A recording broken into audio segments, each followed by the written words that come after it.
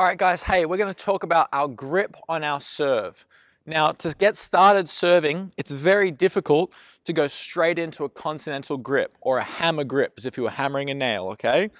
Now, this continental grip, I'll get to how to find it in a second, but I don't want you to be too caught up in exactly that grip to start your serve. When more beginner players start learning to serve, if they are trying to get side on, trying to use a full swing, trying to scratch their back, swing through like the pros, get a lot of acceleration, it's very hard to be consistent with their results.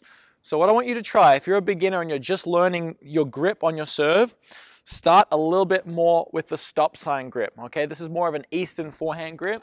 If the racket was on the ground, you'd simply pick it up, and that's about as flat as you can go, okay? Some players will start tossing and practicing contacting here.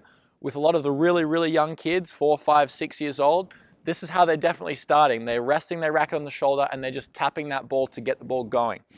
Now, this is obviously not an end result, but that's the grip I want you to start with. It'll be easier, you know, if you're starting here front on, again, not end goals, but just get used to a motion where you can go a little bit bigger, hit through with some success. And I want you to work towards, coming from that stop sign grip, more towards the hammer grip as you get more comfortable.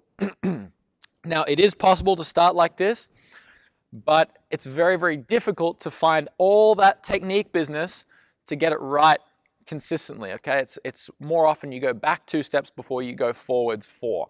All right, so with this grip, yes, you could get it if you practice 3 hours a day for 2 months, 3 months, 4 months, 6 months, however long it's going to take you. Then you're going to develop a sound serve. But to have more success as you work through, start towards that Eastern forehand grip. Even halfway towards a continental grip is pretty good, and then you can end up more on top. Where you feel comfortable in that continental grip, how far you want to go, how extreme, say, is up to you. Okay, obviously don't go too far where you can't serve anymore, but find a comfortable range where you can get a decent result. From there, we can always tweak it.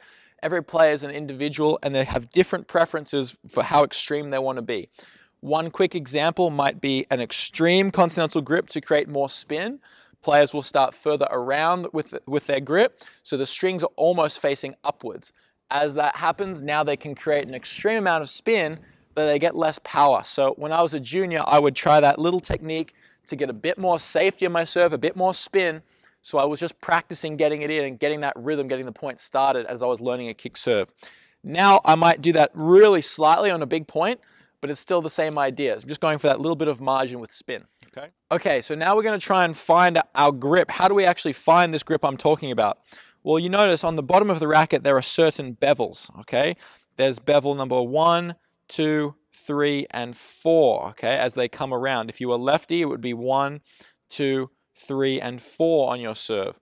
As you work to find your grip, you want the heel of your hand, this bit that hits the end of the racket and the butt of the racket rests in the end, not up here, not too far down, but more where it rests in the end comfortably. If you can get that comfortable feeling with the same bevel at the back as the front, now we've got a good sound grip, okay? You'll have a lot of consistency with that grip and just grip the racket from there where you feel comfortable. If you're starting more with that pancake Eastern grip, I want you to start with your knuckle more around on bevel number 1, 2, 3, okay, on the 3rd bevel. So that's the same deal as if you picked it up off the ground. Now my knuckle, my first knuckle is on that 3rd bevel, and my heel is also on the 3rd bevel, okay? As you go from there, try and go from 3 to 2, all right? And then you'll be set there, okay? So 3, 2, and find some range there that feels comfortable for you, okay? So you've lined up the knuckle and the heel. Good luck.